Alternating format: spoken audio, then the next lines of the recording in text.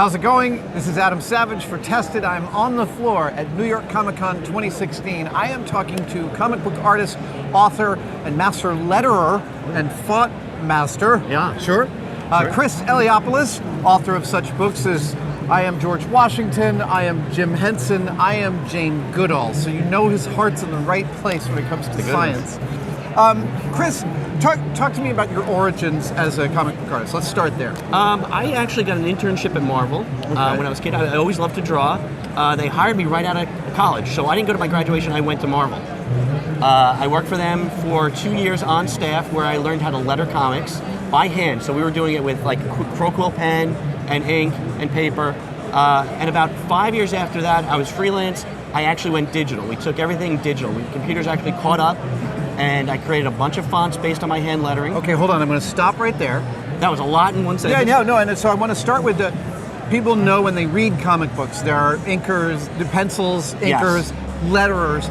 You're a letterer, you were a letterer, so people would hand you mostly finished drawings with empty word balloons and not the even letters empty mocked word in. balloons. Oh, really? It was literally just artwork, a script, and then make this work.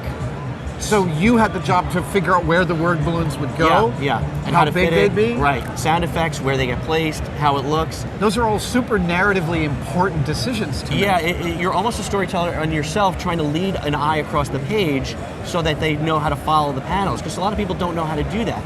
So what it does is you kind of do the Z pattern, we call it. Right. So you go left to right, down, Right. right. So that's what we were doing. So that was a big part of our job. But I mean, I remember seeing Electra Assassin. Yes. When Garrett meets Chastity and he goes, oh shit, and the word balloon is this big. Right, And, oh and shit, tiny it's little tiny little right. letters. There's a whole bunch of storytelling in there. Right in that moment, right? That's what you do, though. You sort of find ways to, because you don't have real sound effects. Right. You don't have any way to convey, the sound in someone's voice, or you can't say, letter angry. What does angry look like? Right. So sometimes you have to play with it a little bit and play with the medium a little bit. So that's what, we do. But yeah, it's a big storytelling component. So, but yeah, they break down everyone's job. For major comics, we don't have a lot of time. We're doing monthly books. So you've got a guy who's writing. How many pages per day are you supposed to finish? Lettering wise, when I was doing it by hand, I could do 10 to 12 pages a day. Digitally now, I can do about 2 to 3 books a day, digitally. Wow, Yeah, much faster. It streamlined the process, and which helps them get books done quicker, because we're even on a tighter deadline these days. At the same time, you are famous for having hand lettered deep into the digital lettering movement. Yeah. You hand lettered 100 pages? Is that? I've lettered thousands of comics by hand.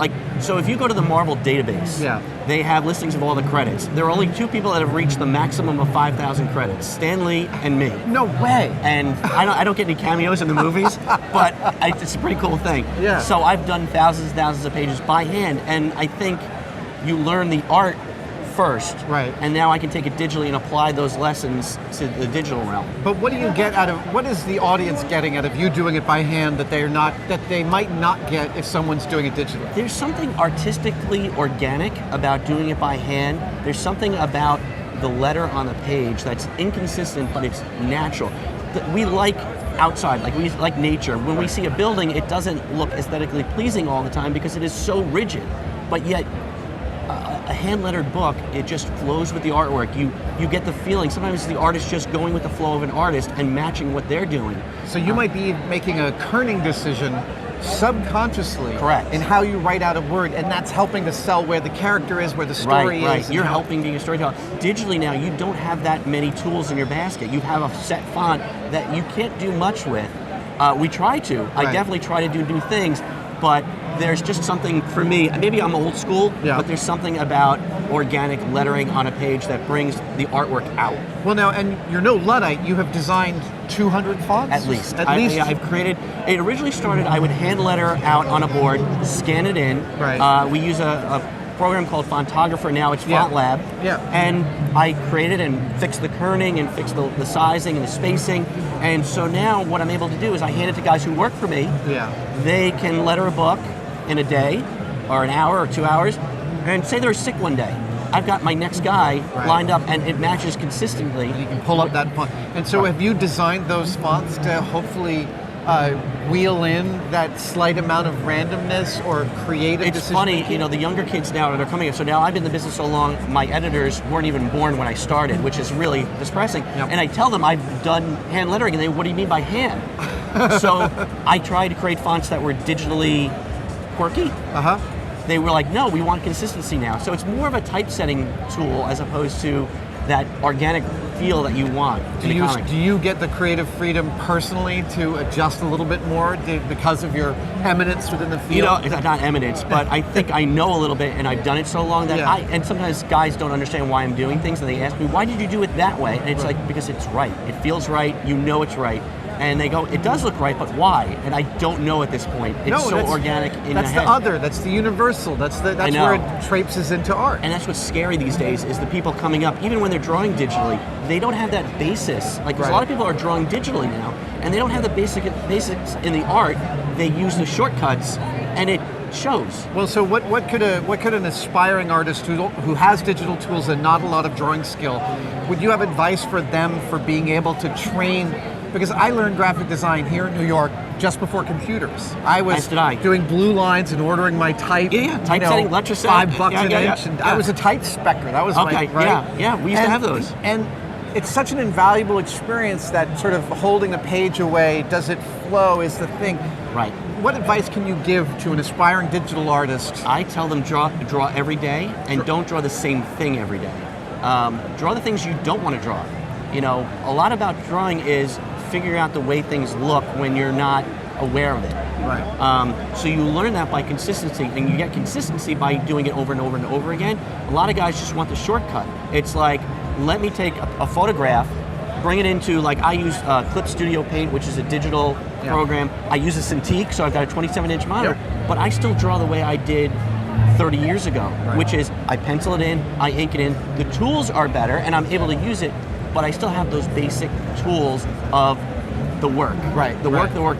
It's the pen, the paper, hours. the pad, It's the hours. It's not so much the tools as is the hours. Okay, let's talk about your subject matter because Okay. it's near and dear to my heart. I Yes. actually just finished Ron Chernow's biography of He's Washington. amazing, isn't he? What I said on our podcast was, like, the Hamilton bio is incredible, and it's totally Yeah. understandable why Lin-Manuel wanted to write a musical right. based on it. But Hamilton's like the best human you've ever read about. Washington's effectively a deity. Yes. I mean, he's a marble statue. And I love Jefferson's quote is, never did nature and opportunity combine to such force to create the right man in the right place at the right time. He just had the right thing about him. He wasn't the smartest guy in the room. He wasn't the wisest. He wasn't the most athletic, but he was just really the right guy to make that place, like, say, I am America right now. So what's your goal in writing a children's book about Washington? Okay, the goals of these books in general is we're tired of looking at our kids seeing TV shows and loudmouth athletes as heroes. Yeah. We realize there are so many good heroes in history who have these great morals that you could learn from. Like, he wasn't great, but he was a great leader because he knew to trust us, right? Yeah. He knew to step away and say, I trust you to do the right thing. The handing over of the That's his Continental biggest Army. thing. 2 times he did it. Yep. He handed over the army, and then he handed over the country and said, I trust in you. Chills. Right? Every single time Every I think single about time. it. Jane Goodall, she turns around and says, I can do anything I want to do. They told her she couldn't be a scientist. You're a woman. What do you know about anything? She said, I want to go study animals in the field. They said, why would you want to do that? She gave them names. They said, you don't do that with test subjects. Oh, yeah. She discovered that they actually had family bonds. They were very similar to us. And people realized that she had worth, and she became a doctor. So I want my kids to look at her and say, this is somebody to look up to. The Kardashians. Don't look up to them. Well, you also have the king of all blurbs, which is, it's a book about Jane Goodall, and it has a blurb from Jane Goodall. This was the first book we did with a live subject. As we've learned, sometimes you learn your heroes maybe aren't as perfect as you think they are. Well, this happens. Lance Armstrong was a really scary thought. So we were really nervous, but we figured Jane Goodall is pretty impeccable when you think about it. Yeah. So we kind of gave her the benefit of the doubt on this one. And so she got to read it. The great thing about digital is we were about a week from press. Yeah. She read the book and asked us to change. I had to redraw 11 pages in Whoa. a week. How come? Well, she cares so much these days that we were trying to show that there's a bond between humans and animals. And we had her hugging the chimpanzees. She didn't want kids to think that that was okay. And so she asked me to redraw that. So I had to go through the books and redraw 11 pages in a week. Wow. So, but you know what? Jane Goodall. It's so good you do Jane it. Goodall. You do it.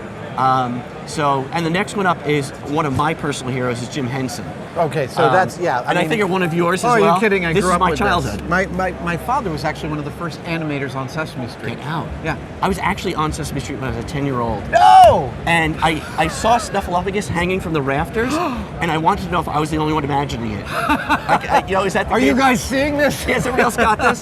So yeah, it was an amazing experience, and he was like one of my heroes. So we were lucky enough, we got Disney, the Henson family, the Henson Company, and Sesame Street to sign off on this book, which is a real lot of work. That's an incredible, ridiculous feat. It is, but I think they saw the love we have for the subject and for the people involved, and they realized we were really trying to send a love note to our past. One of the things a lot of people don't realize is how much Henson was aware of. He was quite aware of how much he affected what people thought of as puppets, and did a lot to promote types of puppetry that were way different than the Muppets, because he wanted people to know this is only one way to do a puppet. He was an entertainer first, right? I think that was his key, was he was not about only the Muppets, he was about entertainment. And he would use whatever tools he could, but that made him think outside of the box a lot. Like he did things that people weren't thinking were possible. He was still, like if you look at his early shows, like Sam and Friends, they were kind of innovative, like they were new and different that people were like, what is this? But it was great. So, and then of course Sesame Street comes along and the Muppet Show comes along, and he was in my wheelhouse age-wise. Yeah. I grew up on Sesame Street. I got into middle school and high school with the Muppets, so it was just like, it's in my DNA now. All right, who's the next book? So he's in January. Okay. We haven't told anybody yet, but so maybe I'll give you the exclusive. Excellent. Brad Meltzer, who writes the books, we should mention him. He loves these heroes as well. Next one is Sacagawea. Oh, wow. She was amazing when we see statues of her these days where she looks like she's 35. She was a 19-year-old girl, a girl with a baby, walking through the woods. She's like Ginger Rogers. She did everything better than the guys. She did it backwards and in heels. Like, she was an amazing human being. I just read the Stephen Ambrose, last year I read the Stephen Ambrose book. Amazing. And so I do a lot of research when I do this, and she really is the hero of this story. Lewis and Clark are amazing. Like, Lewis is an amazing human being. Troubled, but amazing. Clark is down to earth, but really down. He's like, I think almost like you guys, he gets down and dirty and gets it solved. It's a perfect pairing, again, at the perfect time. But then meeting her saved their ass. Over and over again. I always discovered throughout this story is that women saved the Corps. Like, it was always finding the woman, it was the Shoshone women who they talked to when she met her brother for the first time. It saved the Corps. They got the horses to get across Lolo Pass because of her. So she's an amazing hero. I am thrilled for the future of children's books, that you want to celebrate the men and women in our history that are making great examples. I will say, yes. I mean, before we say goodbye, I do want to say the Einstein book you will love immensely. Okay. Because it does talk about people being different and strange, and it's not something bad. It's actually great and awesome. Like you, we're a little off the beaten path. Yeah. We're the best ones in the world, so I appreciate you having me on. It's Chris, been great. thank you so much. I really appreciate it. Appreciate it's beautiful work.